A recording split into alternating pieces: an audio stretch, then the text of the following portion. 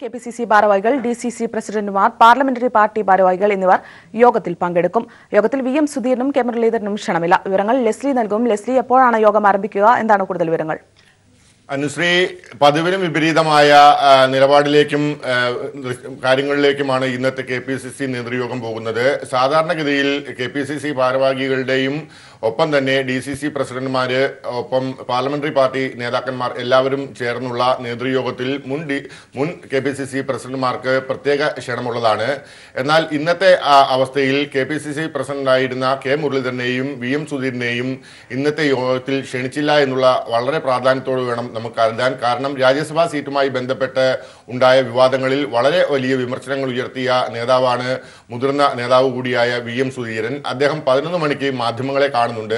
വീട്ടിൽ മാധ്യമങ്ങളെ കാണുന്നതിൽ നിന്ന് ഒരു കാര്യം വ്യക്തമാണ്: നിശ്ചിതമായ വിമർശനം KPCC നേതൃത്വത്തിനെതിരെ വീണ്ടും ഉയരാനുള്ള സാധ്യത നിലനിൽക്കുന്നുണ്ട്.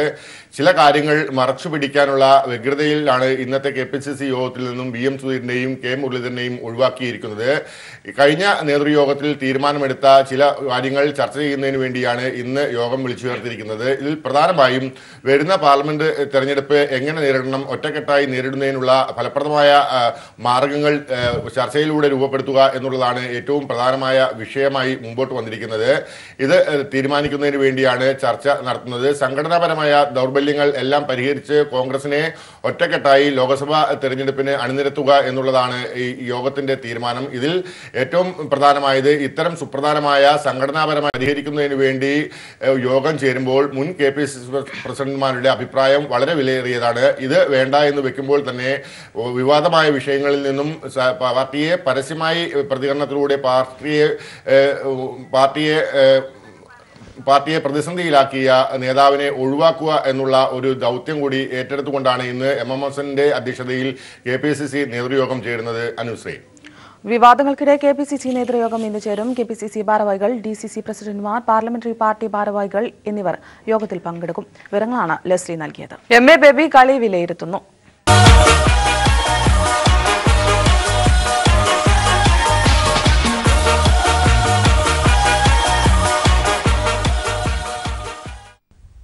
ഇന്നത്തെ കളികളിൽ ഏറ്റവും പ്രധാനപ്പെട്ട 2 കളികൾ ജർമ്മനിയും കൊറിയയും തമ്മിൽ നടന്ന കളിയും ബ്രസീലും സെർബിയയും തമ്മിൽ നടന്ന കളിയുമാണ്. ആധികാരികമായ സാമ്പ നൃത്തച്ചുവടുകൾ വെച്ചുകൊണ്ടുള്ള അതീവ മനോഹരമായ മത്സരത്തിൽ ബ്രസീൽ 2-0 സെർബിയെ തോൽപ്പിച്ചുകൊണ്ട് അടുത്ത റൗണ്ടിലേക്ക് പ്രവേശിച്ചിരിക്കുന്നു. ആദ്യമുണ്ടായിരുന്ന ഉത്കണ്ഠ സ്വിറ്റ്സർലൻഡുമായി സമനിലയിൽ ബ്രസീൽ പിരിഞ്ഞതിനെ തുടർന്ന് പല വലിയ ടീമുകളും അട്ടിമറിക്കപ്പെടുന്ന കൂട്ടത്തിൽ ബ്രസീലും അട്ടിമറിക്കപ്പെടുമോ എന്നെല്ലാമുള്ള ഉത്കണ്ഠകൾക്ക് അവസാനമായിരിക്കുന്നു. ഒരുപാട് അവസരങ്ങൾ സൃഷ്ടിച്ചിട്ട് അത് പലതും ഗോളാക്കാൻ കഴിഞ്ഞില്ല എന്നുള്ളതാണ് ബ്രസീലിൻ്റെ കളിക്ക് ഇന്നുണ്ടായിരുന്ന ഒരേ ഒരു കുറവ്. നെയ്മർ പലതവണ ശ്രമിച്ചിട്ടും ഒരു ഗോളടിക്കാൻ കഴിഞ്ഞില്ല എന്നുള്ള കുറവുമുണ്ട്. എന്നാൽ നെയ്മറുടെ മനോഹരമായ ഒരു കോർണറിലാണ് അതീവ മനോഹരമായ ഹെഡറിലൂടെ ബ്രസീൽ സ്വന്തം വിജയം ഉറപ്പിക്കുന്ന 2ാമത്തെ ഗോൾ നേടിയത് എന്നുള്ള ശ്രദ്ധേയമാണ്.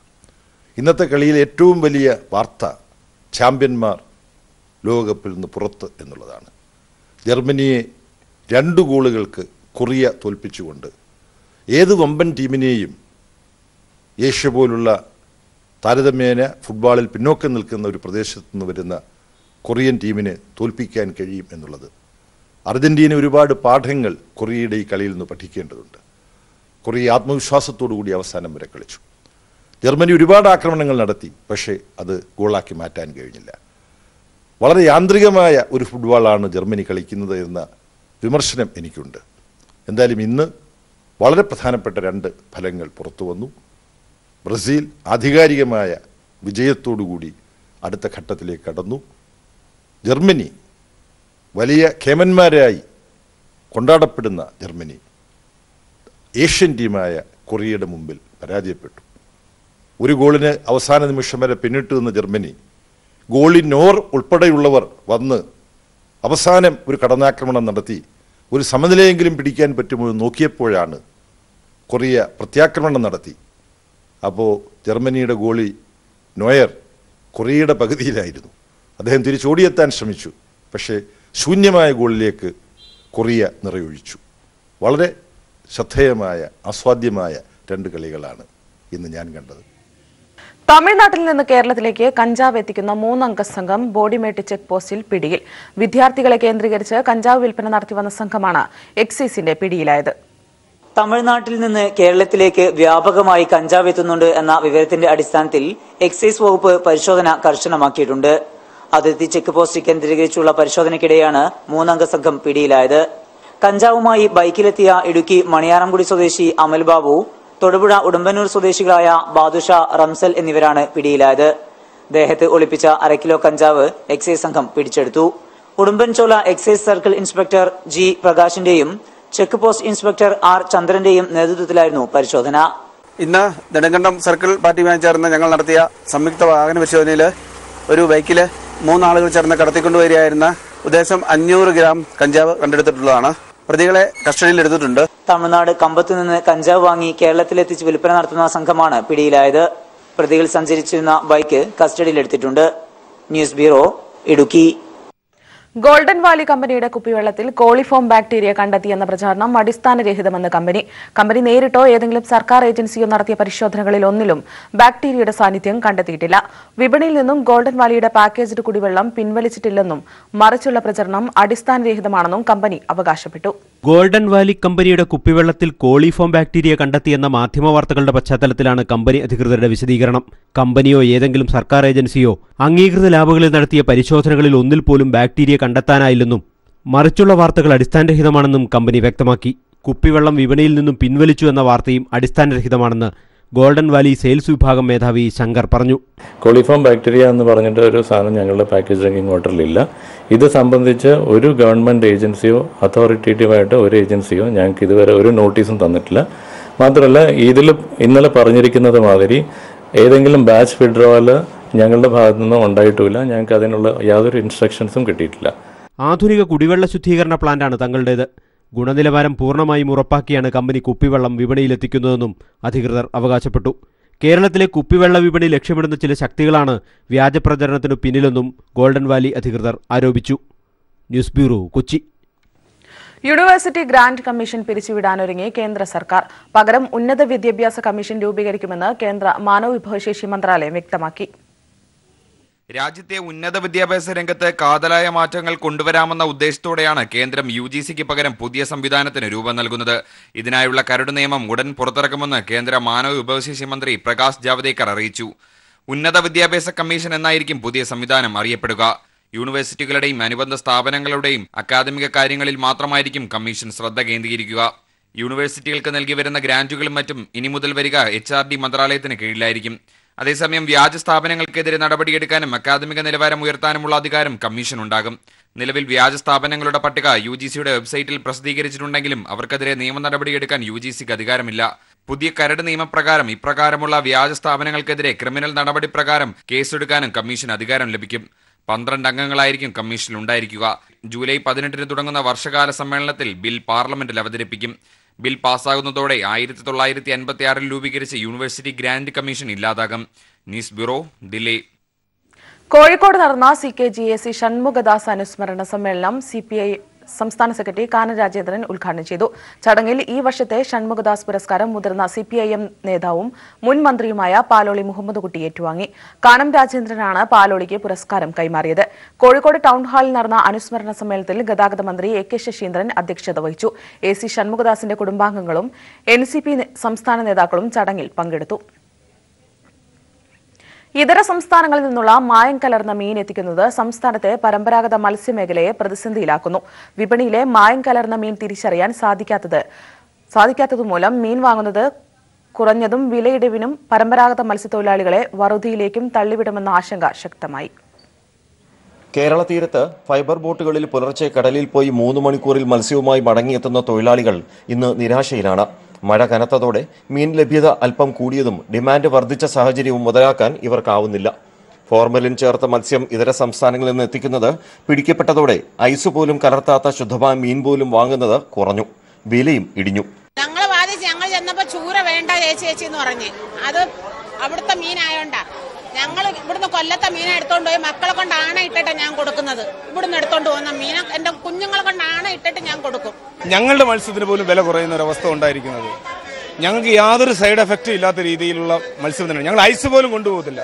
കൊല്ലത്തെ മത്സ്യം എന്ന് പറഞ്ഞു കഴിഞ്ഞാൽ വള്ളം പോയി 2 മണിക്കൂർ 3 മണിക്കൂറിനുള്ളിൽ കടലിൽ പോയി മീൻ കൊണ്ടുവരുന്ന പച്ച മീനാണ്. ഐസ് പോലും ഇടാത്ത പച്ച മീനാണ് നമ്മൾ കൊണ്ടുപോകുന്നത്, പിന്നെ വിൽക്കുന്നത്. ഇപ്പോൾ അന്യ സംസ്ഥാനങ്ങളിൽ നിന്ന് വിഷമടിച്ച മീൻ കൊണ്ടുവരുമെന്ന് പറഞ്ഞുകൊണ്ട് ഈ കൊല്ലത്തെ മീൻ പോലും വിലയില്ലാതിരിക്കുകയാണ്. ഞാൻ ആലപ്പുഴ എന്ന് പറഞ്ഞത്. ഞാൻ എവിടുന്നാ മീൻ കൊണ്ട് എല്ലാ ദിവസവും വിൽക്കുന്നത്. ഇവിടെ ഒരു മായോ മന്ത്രം ഒന്നുമില്ല. വിഷം ചേർന്ന ഇതര സംസ്ഥാന മത്സ്യത്തിന് നിരോധനം ഏർപ്പെടുത്തണമെന്നാണ് പരമ്പരാഗത മത്സ്യത്തൊഴിലാളികൾ ആവശ്യപ്പെടുന്നത്. രാജ്കുമാർ, ന്യൂസ് ബ്യൂറോ, കൊല്ലം. EMSന്റെ ലോകം ദ്വിദിന ദേശീയ സെമിനാർ നാളെയും മറ്റന്നാളുമായി മലപ്പുറം വണ്ടൂരിൽ നടക്കും. CPIM പോളിറ്റ് ബ്യൂറോ അംഗം ബൃന്ദ കാരാട്ട് സെമിനാർ ഉദ്ഘാടനം ചെയ്യും. വിവിധ വിഷയങ്ങളിൽ Sunil P Ilayidam, MN Karassery, KN Ganesh തുടങ്ങി പ്രമുഖ ചിന്തകരും എഴുത്തുകാരും സംസാരിക്കും. ശനിയാഴ്ച രാവിലെ EMSന്റെ മലപ്പുറം എന്ന വിഷയത്തിലുള്ള ചർച്ച LDF കൺവീനർ A വിജയരാഘവൻ ഉദ്ഘാടനം ചെയ്യും. മന്ത്രി KT Jaleel, speaker P Sreeramakrishnan, MA Baby, Paloli Muhammad Kutty തുടങ്ങിയ നേതാക്കൾ വിവിധ സെഷനുകളിൽ പങ്കെടുക്കും. സമാപന സമ്മേളനം CPIM സംസ്ഥാന സെക്രട്ടറി കോടിയേരി ബാലകൃഷ്ണൻ ഉദ്ഘാടനം ചെയ്യും. വാർത്താസമ്മേളനത്തിൽ CPIM ജില്ലാ secretary EN Mohandas, PP Vasudevan തുടങ്ങിയവർ പങ്കെടുത്തു. വക്കം ഖാദർ അനുസ്മരണവും അവാർഡ് ദാനവും നടന്നു. തിരുവനന്തപുരം പ്രസ് ക്ലബ്ബ് ഹാളിൽ നടന്ന പരിപാടി റവന്യൂ മന്ത്രി E ചന്ദ്രശേഖരൻ ഉദ്ഘാടനം ചെയ്തു. വക്കം ഖാദറിന്റെ പേരിലുള്ള 3ാമത് ദേശീയ പുരസ്കാരം കവയത്രി സുഗതകുമാരിക്ക് വേണ്ടി മകൾ ലക്ഷ്മി ദേവി മന്ത്രിയിൽ നിന്നും ഏറ്റുവാങ്ങി. ചടങ്ങിൽ Vakkom Khader foundation president MM Hassan അധ്യക്ഷനായിരുന്നു. പ്ലാനിംഗ് ബോർഡ് അംഗം ഡോക്ടർ B ഇക്ബാൽ, വക്കം സുകുമാരൻ തുടങ്ങി പ്രമുഖർ പങ്കെടുത്തു. കേരളത്തിൽ റെയിൽവേ വികസനത്തിന് തടസ്സം സംസ്ഥാന സർക്കാരിന്റെ നിസ്സഹകരണമാണെന്ന റെയിൽവേയുടെ വാദം പൊളിയുന്നു.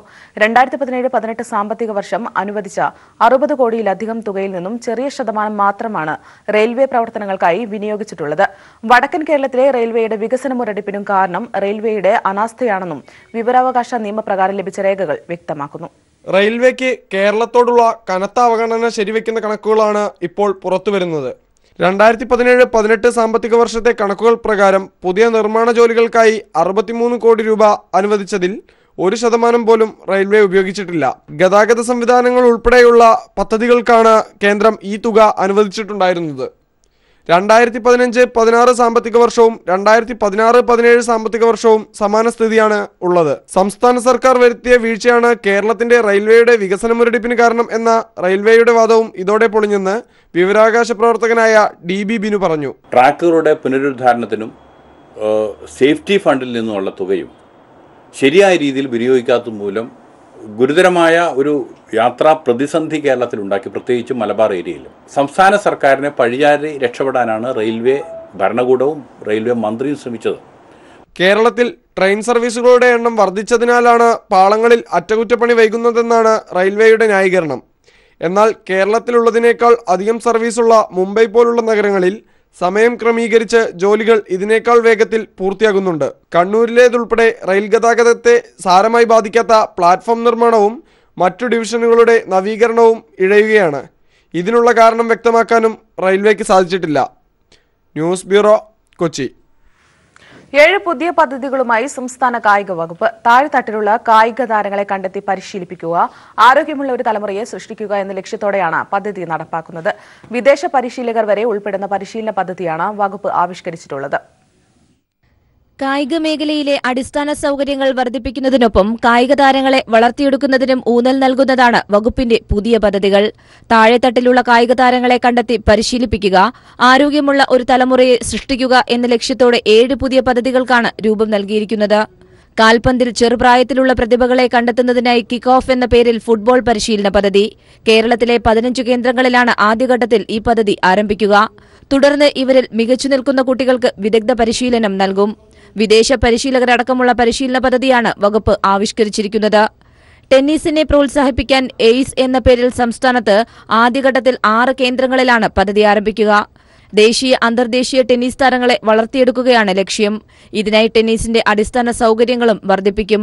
പ്രൈമറി തലം മുതൽ ഓരോ കുട്ടിയെയും കായിക വിനോദത്തിലേക്ക് ആകർഷിക്കുവാൻ അതാത് സ്കൂളുകളിൽ തന്നെ സൗകര്യവും സ്ഥലവും ഒരുക്കും. പ്ലേ ഫോർ ഹെൽത്ത് എന്ന പേരിൽ സംസ്ഥാനത്ത് തിരഞ്ഞെടുക്കപ്പെട്ട 30 സ്കൂളുകളിലാണ് ആദ്യഘട്ടത്തിൽ പദ്ധതി നടപ്പിലാക്കുന്നത്. ഒപ്പം സംസ്ഥാനത്ത് അന്യം നിന്നുകൊണ്ടിരിക്കുന്ന നാടൻ കളികളുടെ പ്രചാരം ലക്ഷ്യമാക്കി കളിത്തട്ട് എന്ന പേരിൽ മറ്റൊരു പദ്ധതിയും ആരംഭിക്കും. യുവജനക്ഷേമ ബോർഡ്, കായിക വകുപ്പ് എന്നിവ സംയുക്തമായാണ് ഈ പദ്ധതി നടപ്പിലാക്കുക. നീന്തലിന്റെ അടിസ്ഥാന പാഠങ്ങൾ നൽകാൻ സ്പ്ലാഷ്, ജീവിതശൈലി രോഗങ്ങളിൽ നിന്ന് ജനങ്ങളെ മോചിപ്പിക്കാനായി community sports park, sports life എന്ന പേരിൽ 8 കേന്ദ്രങ്ങളിൽ ആധുനിക സംവിധാനങ്ങളോടുകൂടിയ മൾട്ടിപർപ്പസ് ഹെൽത്ത് ക്ലബ്ബുകൾ എന്നിവയും ഇതിന്റെ ഭാഗമായി യാഥാർത്ഥ്യമാകും. News bureau, Thiruvananthapuram. കശ്മീരിൽ നിന്ന് കാണാതായ പോലീസ് ഉദ്യോഗസ്ഥർ ഭീകരസംഘടനയിൽ ചേർന്നതായി വിവരം. സ്പെഷ്യൽ പോലീസ് ഓഫീസറായ ഇർഫാൻ അഹമ്മദ് ദാർ ഭീകരസംഘടനയായ ഹിസ്ബുൾ മുജാഹിദ്ദീൻ ചേർന്നുവെന്നാണ് റിപ്പോർട്ട്.